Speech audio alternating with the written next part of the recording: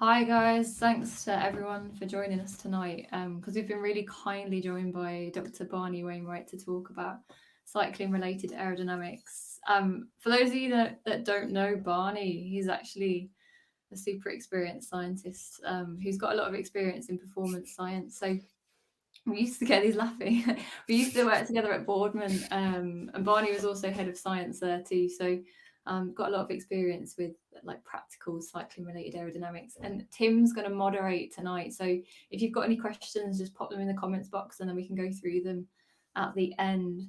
But without further ado, I'll pass you on to Barney. Barney, thanks for joining us. As I say, you've been roped into this very kindly. So looking forward to see what you've got to say on things, and we'll let you introduce and just fill in the background a little bit on yourself. So over to you. Cool. Thanks, Bianca, and thanks to everyone who's joining today. I've just noticed my first faux pas on the opening slide. It should be Aerodynamics 101. So there you go. Hopefully that won't bode what's going to be a bad omen for what's to come. As Bianca said, yeah, we've worked together in the past, and really this whole talk really is just a bit of a soft kind of light touch really on aerodynamics for cycling. A bit about the background of it and how we can apply it in practice. And really, for me, it's this blend of how we can kind of optimize or balance off the aerodynamics of a position and the kind of biomechanics of the power production capabilities. And that's really what I'm going to talk about tonight. So hopefully it'll be useful for you, no matter what your background. I've kind of aimed this to be suitable for physios and bike fitters. I'm not a physio, so I'm not going to get too much into the kind of the functional aspects of it at all, but hopefully it'll be useful for you. A little bit about me, because I'm sure most of you won't know who I am. I guess I've been kind of practicing within the sports science domain for a bit over 25 years or so now, something like that. Most recently, I've been at the Boardman Performance Centre with Bianca until that kind of ceased working, really, just before the pandemic started, which is a bit of a shame, really. I also am a senior research fellow at Leeds Beckett University, which is a big sports science and sport and exercise science university department there, and the Carnegie School of Sport. And my role there really is mainly around research and around PhDs, and supervising PhD students and undertaking other bits of research and applied work as well. And we're a very kind of multidisciplinary outfit there. And I'm going to share some of the work that one of my students has done there, but we have quite a number of students doing research in cycling biomechanics, which is really, really exciting and feeds into the applied side of the sport. My background goes back to high performance sport for about 1996.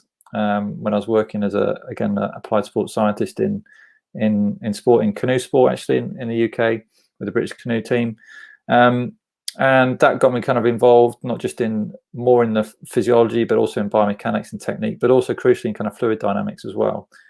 So their early days doing kind of tow tank testing with boats and understanding white water and how the boats move that.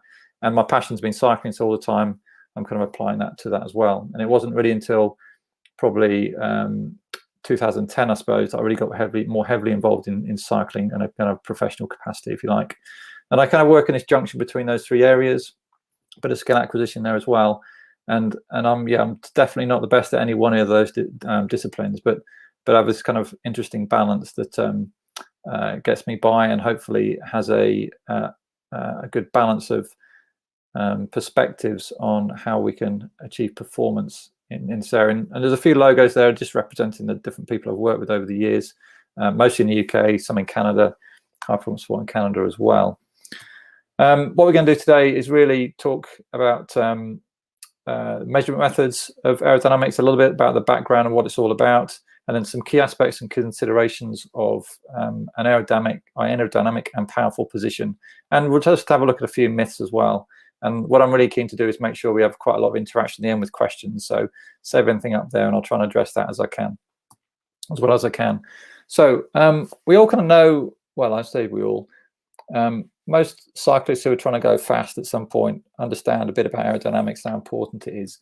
But how important is it? Well, this is just a real kind of fairly basic chart, really, to show along the bottom speed and power. And most of you have probably seen some kind of data like this before, understand this kind of relationships where as we go faster, if you track any of those charts on the bottom, well, first of all, the black line means we need to push out more power, but it's broken down into the key components if we're cycling on the flat, this is in terms of the rolling resistance, the drag, and the power required to overcome rolling resistance, that from wheel bearings, and the big one really is aerodynamic drag. And you can see, even when we're at kind of this 34 kilometers an hour, which is a good pace on the flat, the various contributions of resistance there are as you can see. So very little from bearings, a fair bit from rolling resistance, and then still at that point quite a big chunk from aerodynamic resistance. And there for these kind of speeds, yeah, we're looking at kind of 180, 175 watts that'd be required. Again, flat conditions, nice road surface. To travel that speed, and obviously increases as we go up, and then as we go up to say 50 kilometers an hour, which is some of the kind of speeds we're going for very short time trials, or some nice sections where we've got a bit of a roll on. That's where the bearing resistance as a proportion is very much smaller. The rolling resistance is smaller again, but the aerodynamics is much bigger component, around 88% at that point. And these numbers will vary depending on exactly what components you've got, what mass you are, the kind of rolling resistance, the air density, all that kind of stuff. And obviously it also changes when we start to go uphill. So as a kind of general rule, Martin's group a while ago kind of stated through observation and modeling that aerodynamic drag accounts for between 56 and 90% of power created depending on the road gradient. So with steeper climbs, or steeper gradients, that's when actually we have a component of potential energy that we've got to overcome. We've got to overcome gravity, and that's where the ratios change a little bit. But even at that point, the aerodynamics is still important, around 56%, unless you're like me and are going particularly slowly up hills. If we just look at something else again now, where we kind of flip the axes, if you like, and we look at this differently and look at the power required to travel at different speeds, but with different CDAs. And I'll come on to what this means really, but if you've not come across this value of CDA, generally low values are in this kind of this number. This is a reflection of how aerodynamic someone is. It's actually a kind of a measure, a combination of coefficient of drag and the frontal area. And this is kind of what we measure as a real kind of usable dimensioned, if you like, value for aerodynamic drag. You can't directly relate it to people or different circumstances, I should say. But this is the kind of ranges we would get for kind of reasonably good aerodynamic or fast, what we call fast positions, if you like. So right at the bottom end, about 0.18. Sometimes we do get lower than that. Particularly that end, we'd associate that more with kind of track riders. And at the top end, this is where we'd kind of look at our kind of top end performers for most kind of road events, somewhere around 0.18, 0.2, 0.21. You'd still be very competitive around these kind of levels. 0.25 would be a fairly standard, but still good time trial position. And then 0.3, that's where we're getting into the realm of kind of more of an aerodynamic road position, up kind of that way. And what you can see is how that relationship changes in terms of the power required. So, for example, if you were putting out 300 watts and you just followed this up, well, on a kind of aerodynamic road position, you might be traveling about 40 kilometers an hour. But then if you improved your aerodynamic drag and your CDA through lots of various positional interventions, equipment, those kind of things, then you'd be traveling a lot faster, up near towards the high 45s kind of thing. All right. So obviously, when we're trying to go faster, we're trying to do two things. We're trying to move along this kind of this drag area to try and go this way into lower CDAs, but we're also trying to go up this way in terms of power outputs. We're trying to improve our physiology and our function to improve sustainable power, and at the same time improve our CDA so that ultimately we can go faster. And that's what we're trying to do, balance out those two things. So what determines the power to overcome aerodynamic drag? Well, without trying to get too technical, it all really comes into this equation here, where the power, you'll see that there's a key on the right side. So the power to overcome aerodynamic resistance, which is equal to the force multiplied by the speed we're traveling through the air relative to the air. is equal to this part, really. So this is where we understand that there's the coefficient of drag multiplied by the frontal area, and a half of that we've got multiplied by the air density and the cube of that relative velocity we're moving through the air. Now in a very dynamic situation, which is happening when we're cycling, then the coefficient of drag is related to our shape. So how kind of slippery we are. If you think about a teardrop shape traveling through the air, or an aerofoil section, those things are which have very low coefficient of drag, so they're quite kind of slippery, if you like. The area is how big that's kind of scales up, if you like. And so in cycling terms, then obviously shape, we're trying to get into a nice aerodynamic shape to let the air flow around us, and we'll look at that in a minute. The area is where we're trying to get as small as possible, that kind of cross-sectional area. And then the air density as well, that's the air density. We can't do too much about that. And obviously we want to go as fast as we can. And so it's the cube of it. So that's how that's all kind of calculated, and how that really determines how much power. So what this is telling us is we need less power, if you like, for a lower CD, a lower A, a lower air density, and a lower speed. And all those means that we can produce less power. But obviously what we're trying to do is maximize the speed most of the time. And so we're trying to maximize that while minimize the rest of it. Now the air density is really important, and that's what really determines, has a massive impact on the power that we need to generate on any given day, because the air density will vary. It really varies depending on the environmental pressure, the barometric pressure, which is kind of weather dependent, if you like. It depends on the temperature, which again is weather dependent, and it also depends on humidity. And humidity actually plays a really big factor. And so when we talk in time trialing about kind of fast days, that's when we have a low barometric pressure. We have high temperatures, so typically in the summers in the UK, but also when we have high humidity, so maybe just after it's rained on a very kind of heavy humid day, that's when we get these kind of fast times, and the power that we can put out will proportionally make us that much faster as long as we keep the same CDA, if you like. So we're trying to balance all these things together, the CD and the A, so the coefficient drag in the area, in order to get the optimum CDA. I'll come on to that as well. So aerodynamics is all about airflow, and this kind of image on the left here of the screen is really giving us an indication, or kind of visualizing, if you like, for you that actually cycling is quite turbulent. I know we can't see the flow as we're cycling, but if we were to, and you'll often see kind of in wind tunnels, particularly people with kind of smoke ones, and so this kind of thing where it's CFD, then you get an understanding that once the air hits an object, after that it becomes very turbulent. We see that in water flow all the time, and that's what I was familiar with all those years ago when I was involved in canoeing, where we could very much see the kind of turbulences coming off paddles in the water or boats in the water, that kind of thing. It's much more visible. But essentially what's happening in cycling is that we're getting the air, nice air, hopefully most of the time laminar flow, hitting the bike, and is causing a high pressure area on the front. But then if the flow is very turbulent and kind of detaches from the object, from us as a cyclist, it doesn't flow around us nicely, then that's when we get this kind of difference in kind of a high pressure and a low pressure area. And that difference is the thing that actually causes the biggest drag. So what we're always trying to do is try and keep the airflow smooth around us and keep it attached, so that it doesn't get this kind of slow stalling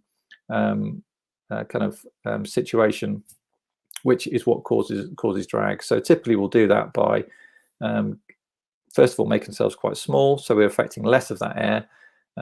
We want a nice shape, and I'll get into that again. But also with various clothing and equipment, we're trying to keep that disruption of the air as small as possible. So you see on this diagram here, which is a bit difficult to see if you like, but we'll get different kinds of things going on in terms of what's happening to that air. We'll get surface pressure on the front, we'll get this shear wall stress here, and we get in turbulent wake.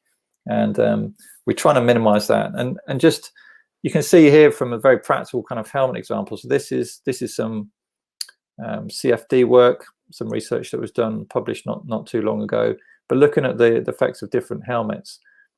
So first of all, and the reason I've included it here really is because it's very visual. So you can see here the air's coming in, and the fast-moving air is in yellow. It's hitting the helmet and various aspects of the helmet, and it's kind of slowing down. It's slowing down as it goes around the helmet, but then it's not disrupted too much. There's a bit of turbulence here around the underside of the jaw, if you like, and under the chin where it's gone blue. So that's very slow moving air. Some of it's diverted through. You can see coming off the upper arm and around the trunk. But a lot of the air is not too disrupted, although obviously there's drag occurring. Okay. In this helmet, in this position, there's more disruption. There's much more slowing. You can see more blue lines. The helmet's not being as effective around this area. You can see a lot of turbulence that's occurring here. Still not bad, but not as good as this situation with this helmet shape going on. Now what happens, and again, a typical situation where actually someone might drop the head slightly. So this could apply to the road bike or a time trial position. But you can see what happens now where actually the flow is very much slowed down. It's disrupted. We're getting a lot of turbulence. We're getting a difference in pressure between here and here. The drag will go up. And I think anyone who has experimented with aerodynamics or measured their kind of speed against power on the bike when they've messed around with those things, you'll kind of associate. You'll understand that. You'll understand that. And again, here we can see the difference really between this kind of short helmet and the long one is that in this position you get far less disruption. So a real practical one here is if you've got someone who's cycling and they don't hold their head steady and they do move their head around a lot, so it might be worth in that case having a shorter helmet. But again, it's all that balance, because you've got to understand that that's not as effective as that. So it's all this kind of balance we're talking about. So that's kind of a bit of the background really about drag, and I'm just going to talk very briefly then around the different measurement methods. So starting with wind tunnels, and they're really the gold standard. There's a few in the UK. We had obviously the Boardman one that was available until recently, which was an amazingly accessible facility if you weren't aware of it. I won't talk about it too much, but it was I guess it revolutionized the measurement of drag in the UK for cycling, because it became so accessible, not overly expensive, but it's a cycling specific wind tunnel where you could just book in, get some expertise help in terms of improving your position, reducing drag, get lots of very quantifiable objective measures that help to really work through a process of how you would, or how one would make themselves more aerodynamic.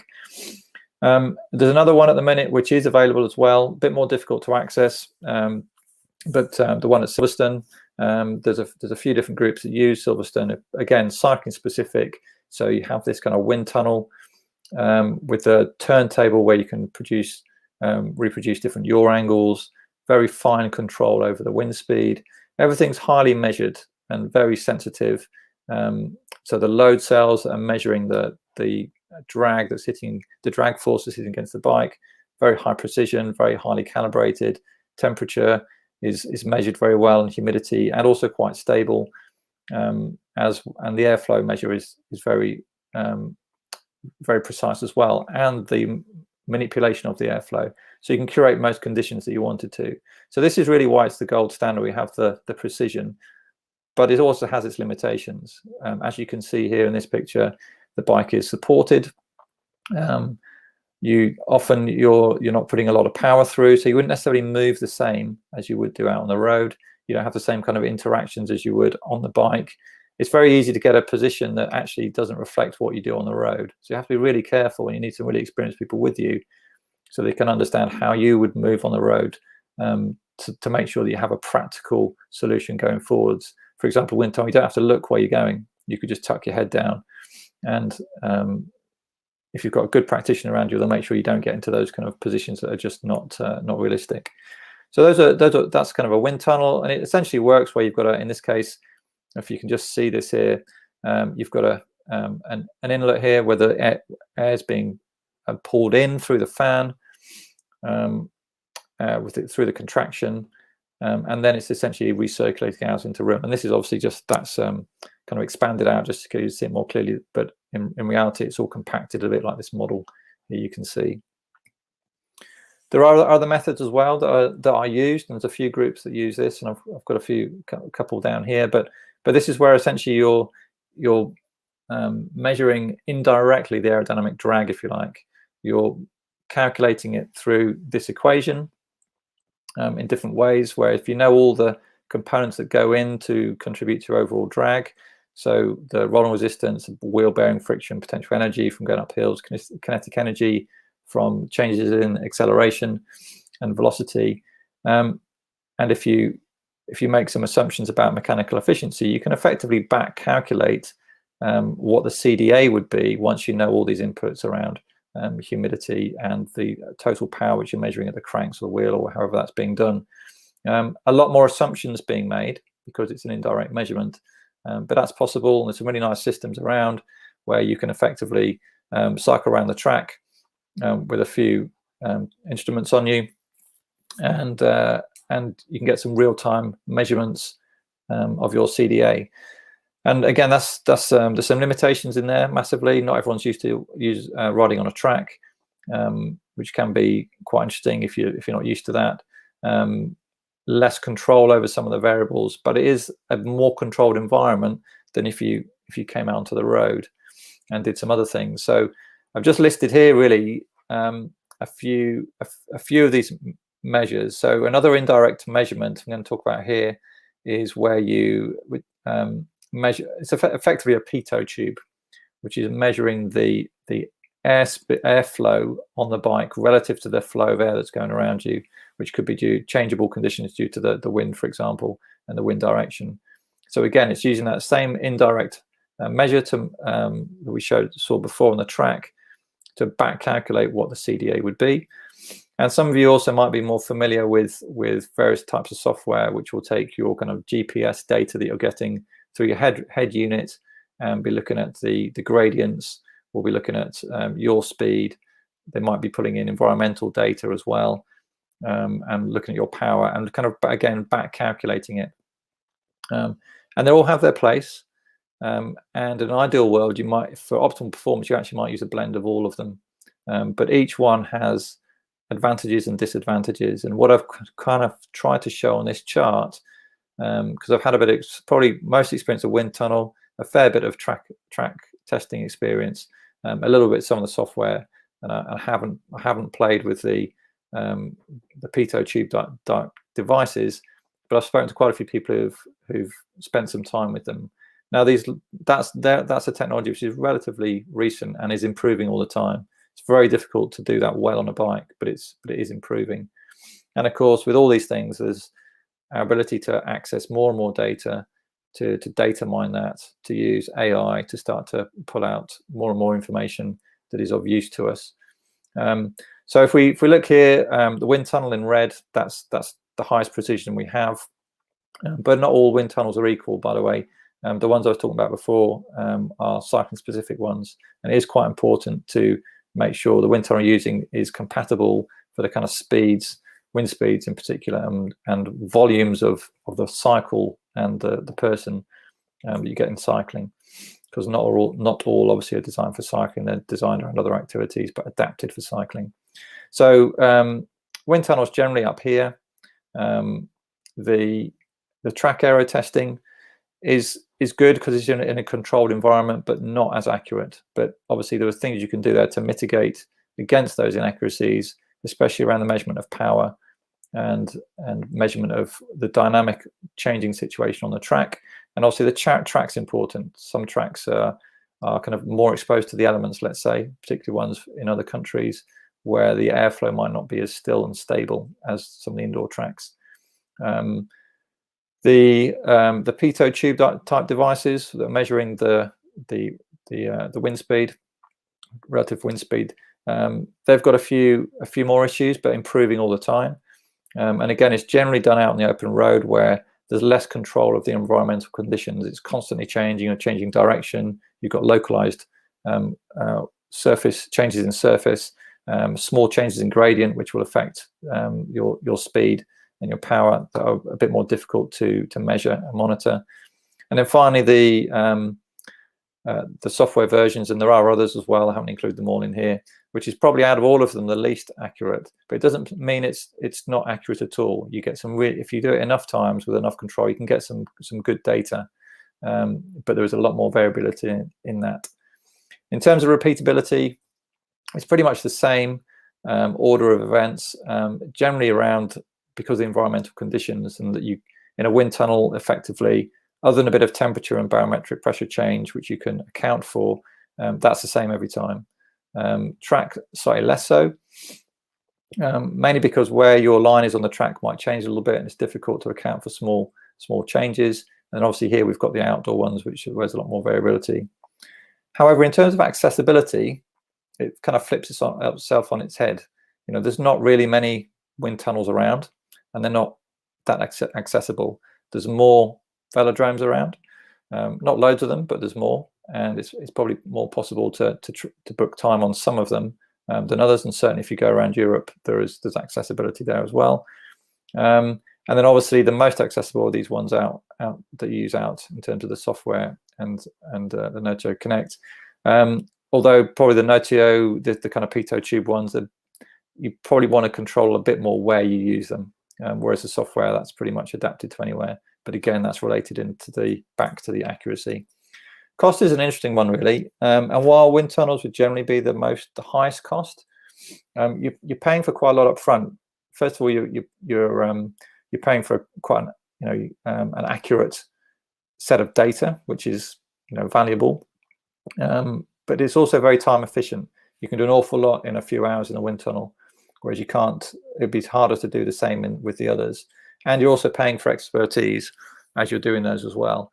So normally when you go to a wind tunnel, there'll be some technicians there with experience and with knowledge, or there might be aerodynamicists or biomechanists or bike fitters with that wisdom and knowledge that can really help you improve your performance. Whereas when we come down to these more accessible methods, where you might just buy the software yourselves or buy the equipment, you've actually got to invest a lot of time yourself in not just collecting data, but analyzing it, understanding the data, understanding about aerodynamics. So there's a bit of a false economy in that a little bit if you want really good outcomes. And really, in terms of performance impact, again, I guess this is a little bit controversial. People might disagree with where these are on here, and it is very much dependent upon who is applying some of these technologies and the knowledge you have. But I'd probably rank them certainly in this order and with these kind of magnitudes. So it's just worth bearing in mind.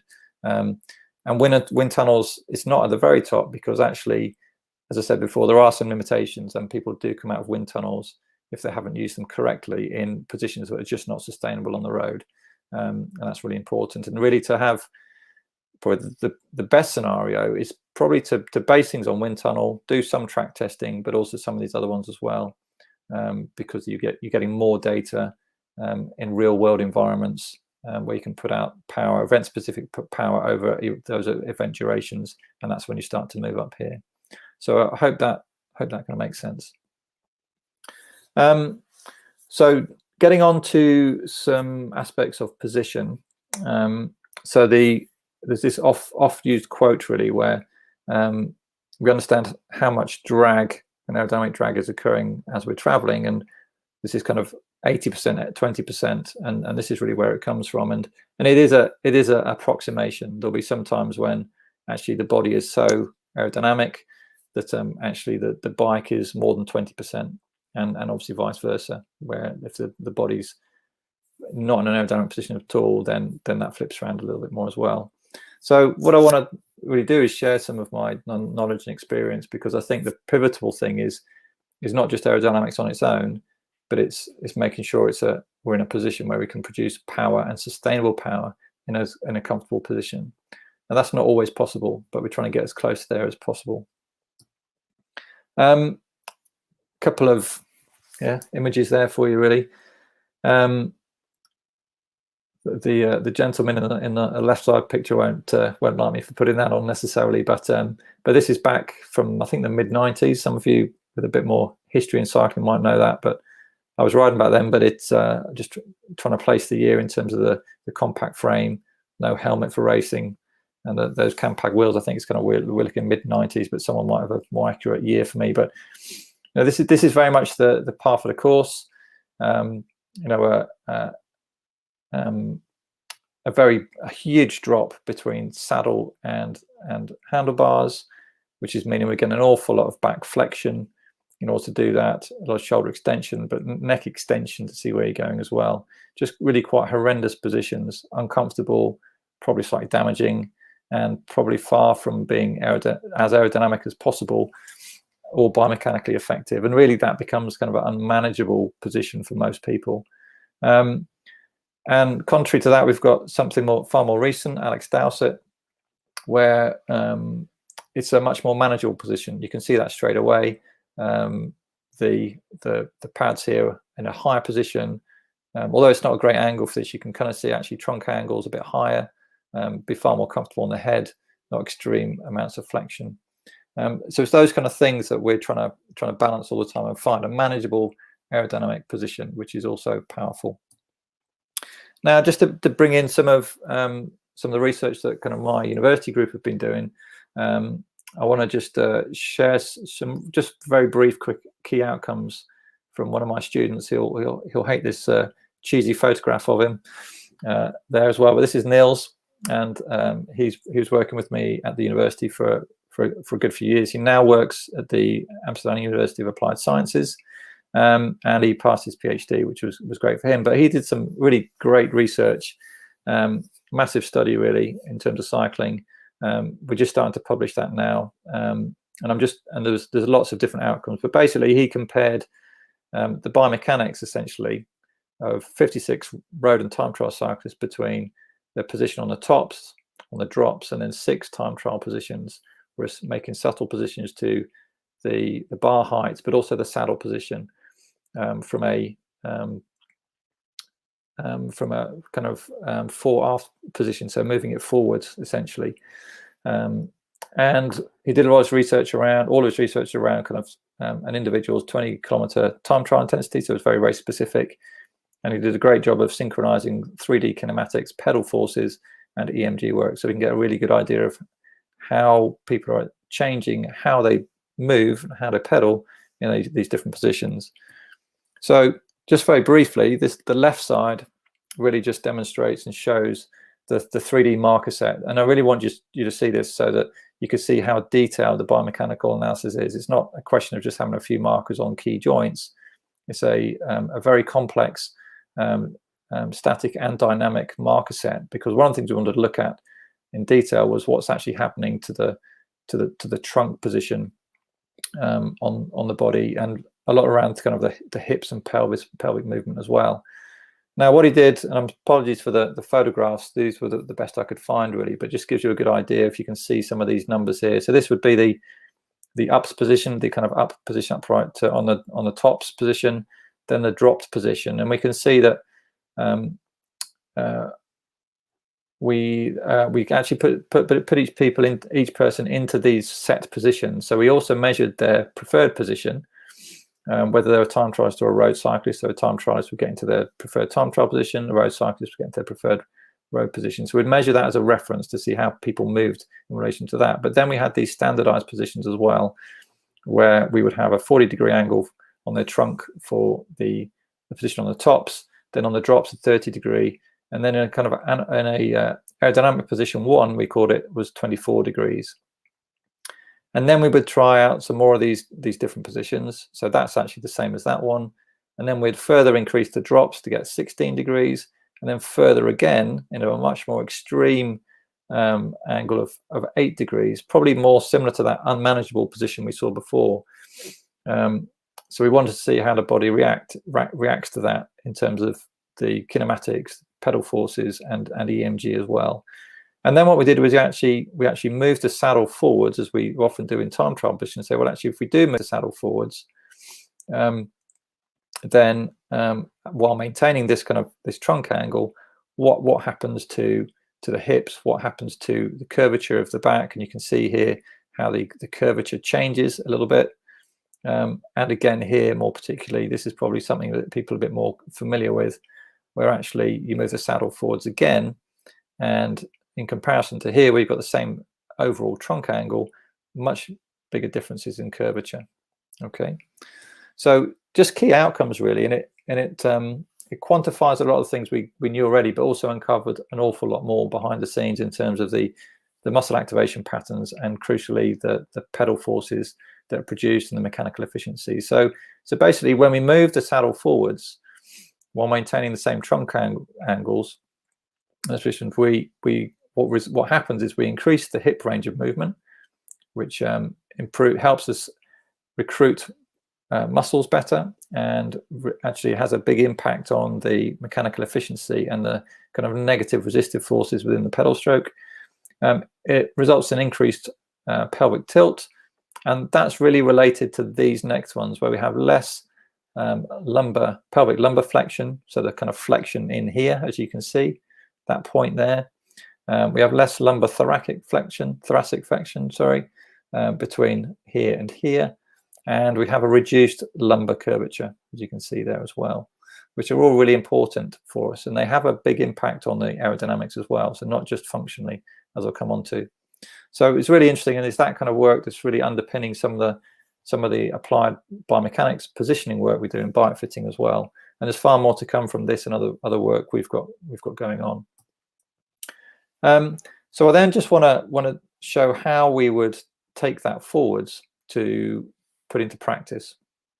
So and this is really where we're trying to balance the two things off. So just going to go with me here. So this is from kind of my experience and working with people like Bianca and my other colleague Jamie Pringle and others that have worked in as well. These are kind of some of the things we're trying to, very practical things we're trying to work on in terms of positioning people for an aerodynamic position. We want a low head position, but that head position needs to be unforced, quite a natural one. And from time to time, we'll want it to be forced for very kind of short events. But there's dangers to that. We want a generally low trunk angle, okay? But that becomes very individual. Some people can cope with very low trunk angles and still be very functional and powerful, but other people can't. And also, trunk angle for some people will have a huge impact on aerodynamic drag, but not as much. But there's variation between people. So some people have a big impact, other people it won't have as big an impact because there's other things going on. Ideally, we have kind of narrow shoulders and elbows and hands together. So we're in that kind of time trial position. That's an ideal. As a generalization, it's not always the same for everyone because there's other things to take into account. The helmet's really important, as we saw on one of the earlier diagrams, but we need to make sure the helmet interacts very well with the upper back. So in that kind of interface, as we saw, and so it's the helmet type, but also the position and the head relative to the back shape as well. So we're talking about those curvatures. And overall, a slightly rounded back profile as a rule, but not. It's not. There's plenty of exceptions of people who have very flat positions, very flat backs, which are also quite very aerodynamic. Okay, and we're all, again, remember, with all those things, we're trying to understand about the flow of the air around the body. All right, so we want it to work smoothly. So those are the things there. And then from a biomechanics perspective, we want the saddle height to be optimal for power. That would be one of the things we want to try and achieve. We want to have the pelvis with some forward tilt, and because that then sets up the rest of the back, so we don't have too much flexion. So then we would have little lumbar and thoracic flexion and limited cervical neck extension. Okay, so we don't want the neck looking up down the road. That's where it comes back into that kind of low head position. So we're trying to balance those two things off all the time, because if we can achieve both of those, then it's kind of, we're getting to a very close to an optimal position. But there's usually compromises. Now, also, those two things are often supported and achieved by having a forward saddle position as much as we can, and that's obviously limited by the bike geometry and UCI regs. If you UCI, you have to race UCI legal, and also depends on the saddle choice, which becomes very important, and the tilt is important as well. You'll see a lot of riders with raised hands and forearms with respect to the elbows, and while that can have an aerodynamic effect, it's probably not the key driver for it. essentially what that's doing is helping to get this kind of low head position and shoulders together and low as well. So that's often a facilitator for those other things. And that's really important to understand, that the raised hands and forearms on their own don't always produce the aerodynamics. It's what the upstream effects have. And we also want a comfortable pad drop and a reach that facilitates achieving those. So, you know, you're not trying to achieve a set pad drop. What you're trying to do is achieve a pad height, if you like, that helps us achieve the other things that we need around the back, and the low head position, and the power production as well. And when you're putting those into effect, you keep having to kind of go around this circle of making adjustments somewhere that has an impact, then you have another adjustment in one area. So all the time kind of getting around this kind of circle of changes and having to go back over some of those things to try and account for something else. But hopefully those circles are getting ever decreasing and you're getting closer and closer to the optimum setup. So it's a constant process and of adjustment and also crucially adaptation. So, you know, you might work with someone and actually they need to go away and work on their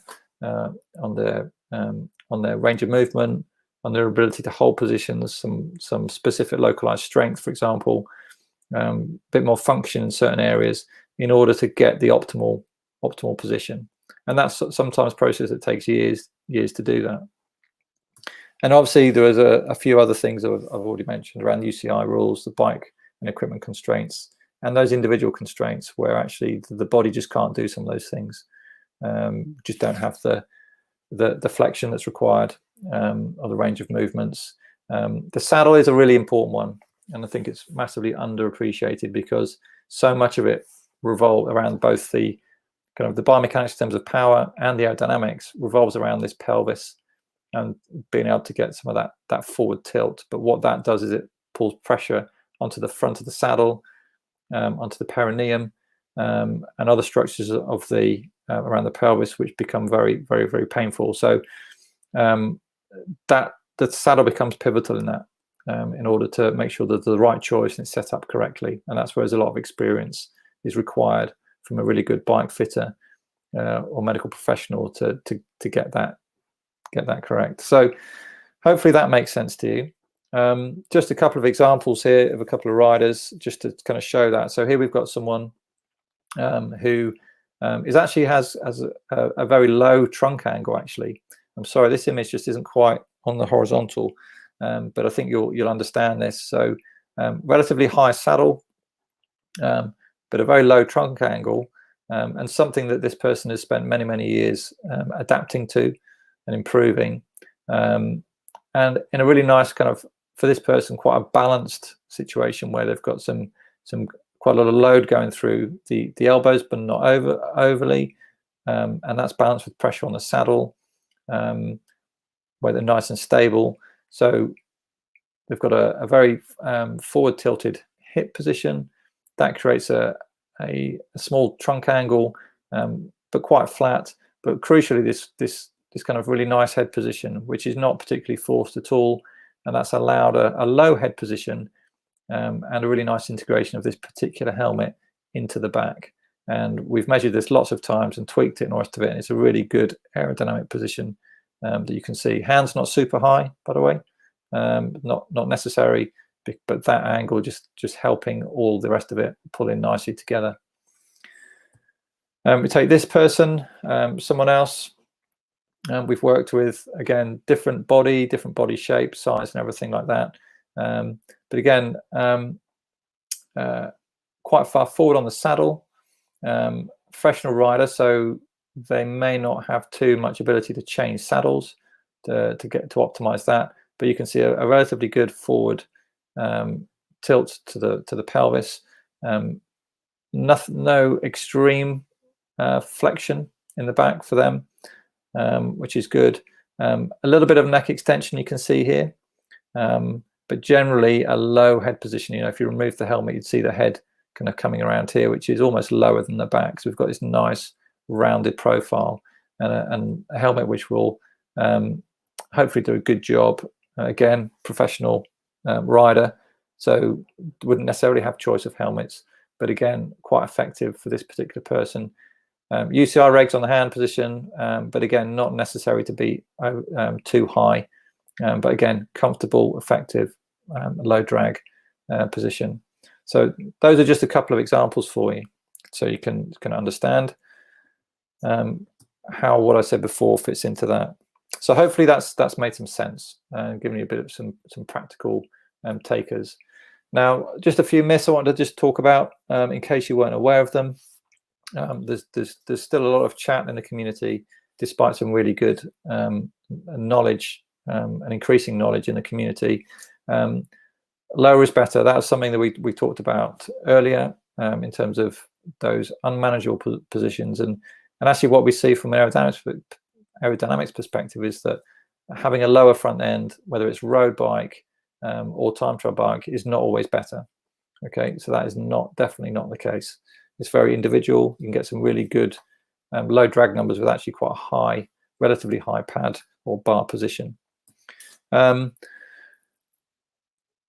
There's a trend for people obviously to copy fast riders out there, and particularly with new trends. And I'd say this is something that's probably not advisable. It can be some way to play around with and say, oh, someone's tried something, let's see how that works. But it's without measuring that very carefully aerodynamically and seeing how that works for you as an individual in response to everything else. It's really not, it's not necessarily a thing to do. If you remember a few years ago, kind of this high hand position came back out, and a lot of fast riders were using it, and other people would copy, but they kind of, not everyone understood that actually that only works if the head comes down. And if you've already got quite a high trunk angle and your head's up and all you're doing is this, it doesn't really make too much of a difference. It can in some cases, but not many. So that's just one example for each other. So copy fast riders carefully, I would say, because aerodynamics does not apply equally to everyone. What we've seen is that actually a lot of sponsored or pro riders are actually quite limited by their equipment. And while they might have really good equipment, it doesn't always work the best on them. And we've seen this with cockpits. We've seen this with helmets in particular. That's a really good one, where actually people are quite individual because it's about how airflow integrates with the rest of your body. So helmet choice or equipment choice, wheels, everything. It doesn't always work out that the pro riders have all the best equipment that suits them and their particular riding type and setup. Hear this quite a lot, that actually the most important thing is just to reduce your front area.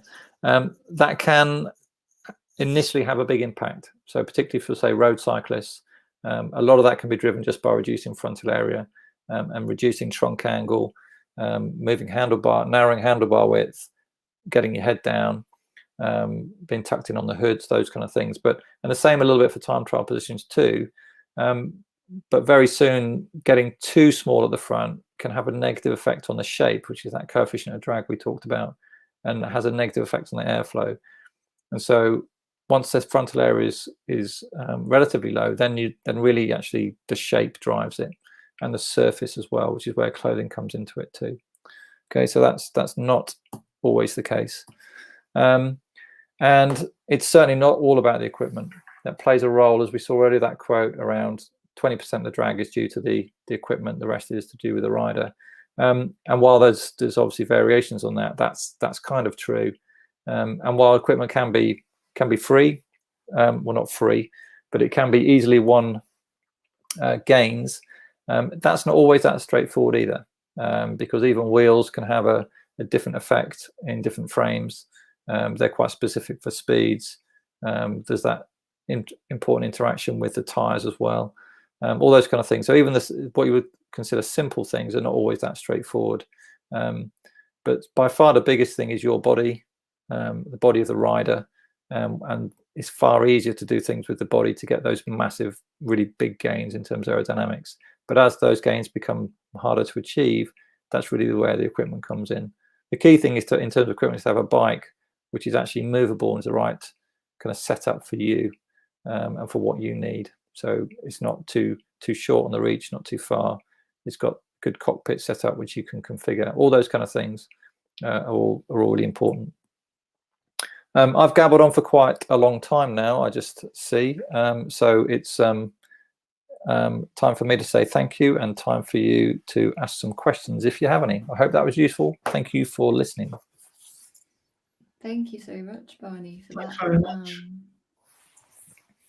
Yeah. We had a couple of questions come through as you were chatting there, and there was this study that came out. I'll put a link in the chat for those who've not seen the study. I don't know whether you've seen the article itself or the research paper that was published, and I think we've got John Wiggins is listening in as well. He's added a follow-up to this, and I think maybe it might be worth expanding on basically how people interpret a lot of the research that's being done and how real-world applicable this research is. I mean, this particular study was great, but it has to be acknowledged that it was done on a velodrome on elite cyclists, and there were, I think, 7 participants. So, you know, how we can then extrapolate that out to outdoor riding in age group riders, maybe, you know, is yet to be seen. But what are your thoughts if you've read that paper, or what you can then advise people on how to interpret some of the studies that are being done? Yeah, sure. So, I mean, I haven't read that particular one, but I guess what I was trying to say with my discussions around the indirect measures is that the inaccuracies really become from the environment, because you can't control the environment. One of the real advantages of the wind tunnel is that the environment you can control so easily, and so specifically, so precisely. And that's really where we have issues with the indirect ones. So they can be very accurate if you've got a situation where you can make the right assumptions around what's happening. We have good quality riders. Obviously, velodrome, as I said, is much better. So it's not necessarily the measurement technology; it's the environment that it's in, and they will become better. And I think the main thing for me around the indirect measures, the inaccuracies, really comes when you move outdoors, when some of those assumptions you make around the rolling resistance, about the wind directions, all those kind of things, the gradients, the site raising elevations, those things are far more difficult to do. But yeah, I mean, I've done track aero testing for a few years with a system, and when you've got a very reliable, high quality power measurement system on the bike, which is calibrated right across the range of sprockets, which and situations, high and low, power outputs, and you've got some really nice environmental conditions in the velodrome, then they can be quite sensitive, never nearly as sensitive. And so in these papers, you have to look in real detail around these aspects of reliability and precision, and how accuracy is almost less of an issue. It's more about that precision and the reliability of it, because all you want to do is really say, if I've made a change, is how big is that change? Is that a reliable change? So if I come and measure it again, the same 2 things, do I get exactly the same again? And that's what you're after, really, with any of these measurements, no matter what they are. But with some of the indirect ones, you just there's more variation in that, which is fine, and you just got to understand what the limitations of each one are. But I'll go back and read that paper. I didn't realize there was one out on that. So yeah, I'd be interested. Yeah, literally thanks, Aidan. Thanks for that. We've got a couple of questions about the BioRacer Aero, including this one here, including the BioRacer green screen. So yeah, what are your thoughts on sort of technology that we could be using during a bike fit, and any kind of rapid assessments? Yeah, it's a real challenge, actually. I mean, the BioRacer frontal area measurement system. Apologies, I can't quite remember the name of it. Bianca, you remember what it's called? It was called BioRacer Aero, I think. Yeah, that's right. And if John's listening, apologies, you can shoot me later. No, I mean, it's a great tool. You know, to be fair, very sensitive, accurate, easy to use. but it is really measuring frontal area, and if you've got nothing else, that's a good guide, but I think you can only rely on that to a certain point, and then you have to move further, because all the reasons I said before around the coefficient of drag side, you can only measure that directly with airflow. You can't do anything else. The green screen, the measures of frontal area are quite useful for if you've got kind of an aerodynamic measurement, is to try and measure that frontal area and then separate the two. But so you've got a coefficient of drag and you've got an area, but actually in practice it's quite a laborious process to do that, and you need to be very organized and have a lot of time to do that as well. So it's better than nothing, but you just got to understand its limitations, really. We've had quite a few cases, didn't we, Barney, where frontal area would change, but they wouldn't get faster because the pressure changes were not accompanying it, or actually they were not changing in a beneficial direction. So yeah. Cheers, John. Thanks for that. But yeah, high sampling rates. Yeah, it's really important for outdoor testing.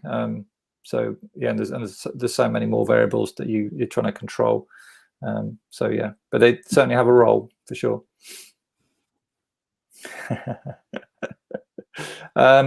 You'll have to ask Niels that, Connor. So how's Niels' deterministic model for cycling going? Yeah, it's getting there. We're been busy working together on getting some of these papers out, but that's maybe a little bit further down the line. But yeah, it's certainly on the long list to do, or to improve upon, and add to some other deterministic models I've created for other sports. So yeah. Excellent. Any other questions? We've got a slight delay. I'm monitoring the live YouTube as well, so there's a slight delay on the messages coming through on our screen. But it's, while you're checking for questions, Tim, Barney, something that you didn't mention too much was your, which might be interesting to just pass a comment on, like with regards to measurements as well, velodrome versus wind tunnel, for example. Or specific wind tunnels, and their ability to measure your. Sorry, your angle measures. Yeah, and yeah, you're right. I didn't really dwell on that too much, but that is, I guess, one of the advantages of the wind tunnel is that you can really experiment a lot more. You can have a huge change in wind speeds, air speeds, and your angles as well, which is really difficult to do outdoors or on a velodrome. It's almost impossible.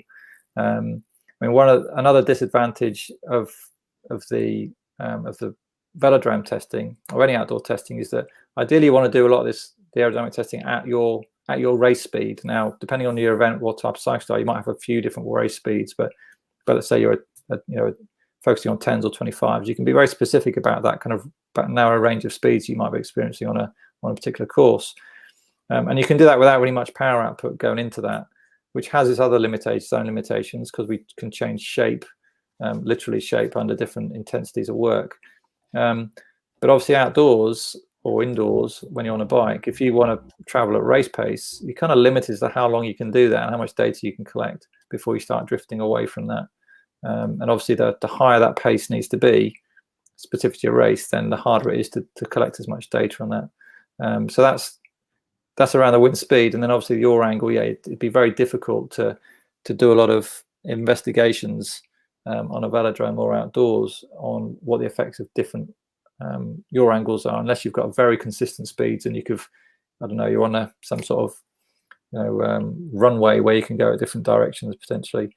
Whereas in a wind tunnel, you can really explore the effects of your angle, and certainly from what we experienced in the wind tunnel is that there's some really important your angle effects, and you can optimize you can have some very different outcomes if you only optimize to no wind or a straight kind of headwind, if you like, compared to a 3, 4, 5, 6, 7, 8 degree your angle, which you still experience in lots of different places. So you need to kind of have this robust position that accounts or has some sort of optimization in those your angles and takes that into account. Does that kind of cover what you were suggesting, Bianca? Yeah, basically. Yeah, okay. Yeah, so how much more useful is an outdoor banked 400-meter velocity track compared to the road when using no angle and cheetah? Yeah, it's an interesting one. So, I mean, if you're on my experience of using velodromes, obviously you can just go around the bottom of it, but there is a banking aspect on it, so you have to take that into account. And also, some people, if they're not necessarily used to velodromes, they might struggle a little bit with that. So you might have a bit of a learning effect during a session, or you might have some poor results from that. But so that's again just a limitation of the track, really. So you may find some differences with some people outdoors compared to the track for those circumstances. I mean, an ideal world for most people, you'd have almost a fairly dead straight road if you can, with a constant either no wind or a constant wind direction, if you like. You could just come back to time and time again, hitting the same section of road. And to me, that's almost the optimum if you can get that. But again, any passing traffic, any wind which has breaks in, or there's which is interfered by hedges or breaks in hedges, that kind of thing, can play havoc with that. But I think it's one of those things you practically would, if you've got the opportunity, you might do a bit of everything. Where you've got a mixture of some semi-controlled or mostly controlled environment in a velodrome, but you've got banking, and you might have some circulation effects versus outdoors where it's much more uncontrolled conditions, if you like. So yeah. Yeah, I remember back in it must be early 2000s, and Xavier Disley doing his rides up and down the road and comparing different helmets and wheels and writing it up on the forums when that was the place to publish your unofficial research. So yeah, it can still be useful. Another one. Sure. So it is pretty much, yes, because obviously if you're so on the one side, a 10-mile time trial racer, a key thing there, because of that speed relationship with power that we talked about at the beginning, then you want to really minimize the kind of balance of power production and drag. Reducing drag might balance a bit more towards compromising a bit of power and comfort potentially, to reduce aerodynamic drag for best performance. But then on the flip side, for the Ironman type event, comfort is really important, because if you're not comfortable, you're just not going to pedal effectively. You're going to move out of position too much, may have an impact on your run leg. You'll just be expending too much kind of mental energy coping with that discomfort as well. So there's that aspect from it, but also the drag's not as in the drag's force literally isn't as big, isn't as large, because the speed will be slightly lower, and so you can almost redress that balance to create a position where you can create more sustainable power. You don't need as much power, but remember, you need to sustain it for a longer period of time. So getting into a position where you might have more optimal movement in terms of your muscle lengths and ranges of movement and things like that might become far more important for you. But again, it depends, because Ironman events, you take the top guys and they almost, they're going at speeds where you need to be pretty, aerodynamic to be competitive. Not as aerodynamic as the top 10-mile time trial guys, but you need to be pretty up there. And also in Ironmans, a small improvement in aerodynamics will have a very big effect, just because you're out there for a longer period of time. So a 2-second improvement over a kilometer, that adds up massively. So there's a real balance, and for Ironmans, and Ironmans become really interesting, because again, you've almost got to look at each person individually in terms of what their specific performance objectives are. What level are they at, and also how does that bike leg impact with the run leg in particular, things like that. So yes, so the answer is yes, they'd be different, but it's not quite so straightforward. Which does sort of link in with Sam's follow-up question here regarding saddle position, how far forward, because again, in triathlon, you're not restricted by UCI regulations. And again, if anybody hasn't seen, go back and look at the webinar that we had with Wendy and Jerome on time trial positioning and some of the factors you need to consider there. and that particularly they talked about the UCI regulations.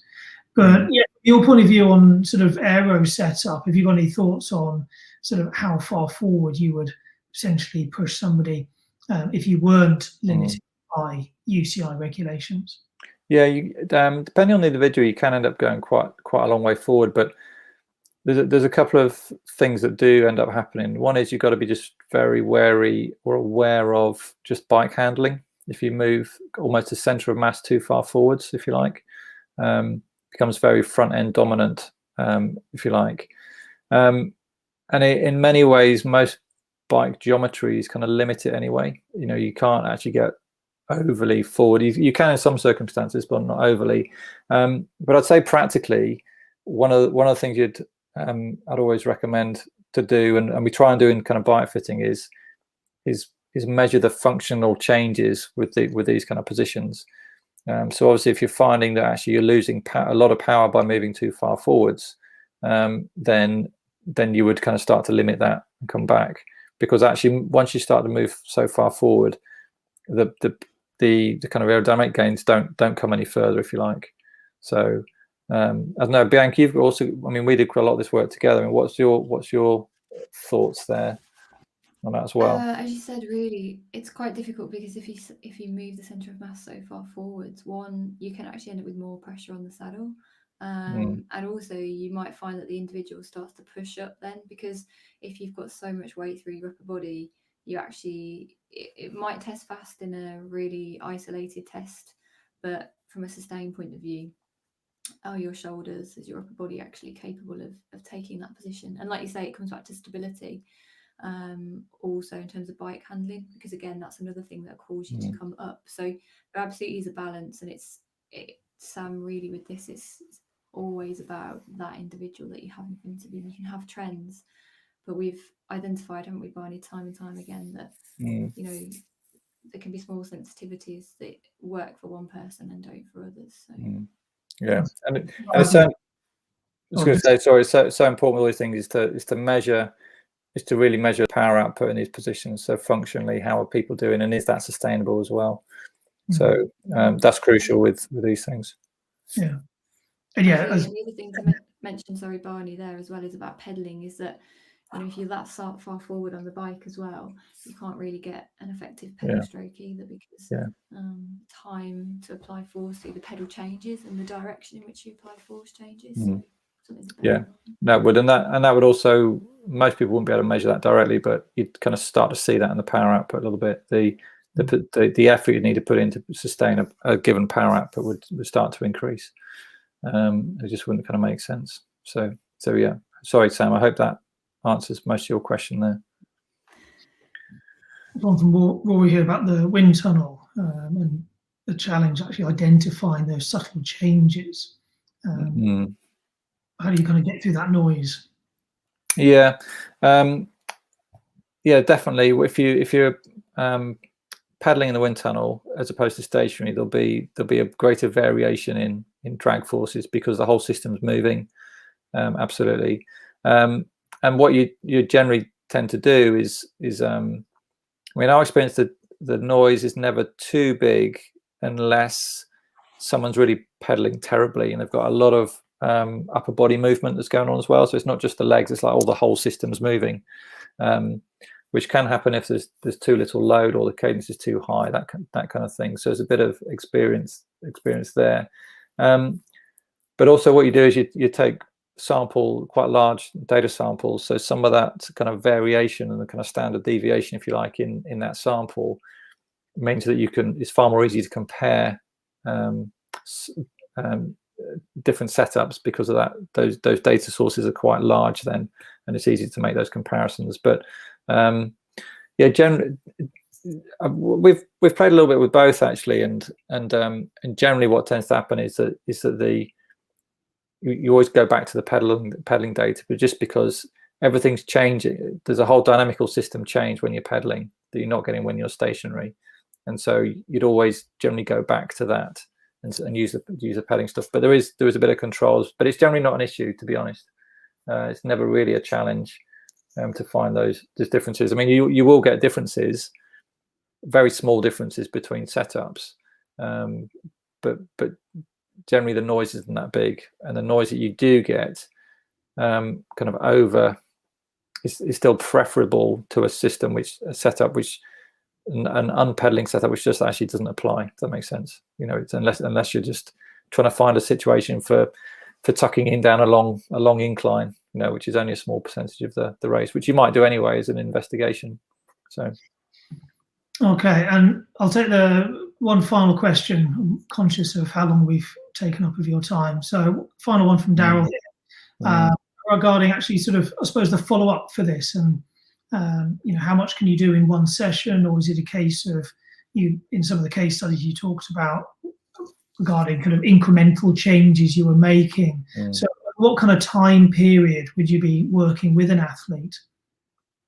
Yeah, so yeah, absolutely, Daryl, you're spot on here. Adaptation to different positions is really important, and I think with anyone doing any aerodynamic changes is just being aware of what actually happens. So I think I mentioned a couple of times, you can get people into positions in a kind of aero testing session which actually are not sustainable for them. They might be really fast out on that day, but actually, you know, in practice, when you're trying to sustain them for race duration, particularly for long races, it's just not practical. But saying that, I think the expertise comes when the real kind of value comes from a kind of a bike fit aerodynamicist, when you can understand how far away from that very aerodynamic position someone is and where they can get to. And to be honest, that's a kind of a skill that a kind of a physiotherapist brings to the table, because you're more aware of actually what the functional range is and what's possible in order to adapt to that position, that range of movement, those kind of things. So in an ideal world, and we did this with some people, where you might see them over several sessions, maybe a few months apart or a month apart, for example, and after the first session you've found an optimal position for now, but also some kind of stretch positions, if you like. So if they can build towards that, then that might be a better position. So they'd go away and work on that functionally, making sure they produce power in those new positions, and then come back and you'd retest and you'd move on again. So the adaptations are really important, and kind of the winter period for us is really good for that, where, you know, we might be on turbos a lot, and you can really start exploring and changing and seeing if you can kind of stretch your kind of functional window, if you like. So yeah, no, absolutely spot on. So same with all bike fitting, it is a continually evolving process. It's never just there's your position and that's it, you're done. It's always like I say, an evolving journey that you go on. Yeah. Okay, I think that's enough of your time this evening. So thank you very much for talking to us and sharing your knowledge. Bianca, I think you've got everything else lined up for the follow-on webinars. What's our next date? We've got that in the calendar.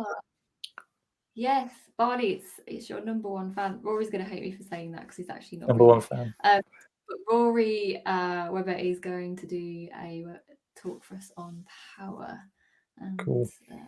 What power actually is. So yeah, that'd be really interesting actually to just. So I know there's a few questions which I haven't actually got round to on the chat box there. So do follow up with any questions or comments on social media. So either on Twitter. Barney, do you want to share any kind of Twitter handles if you communicate on there, or any other ways that people can get in touch with you?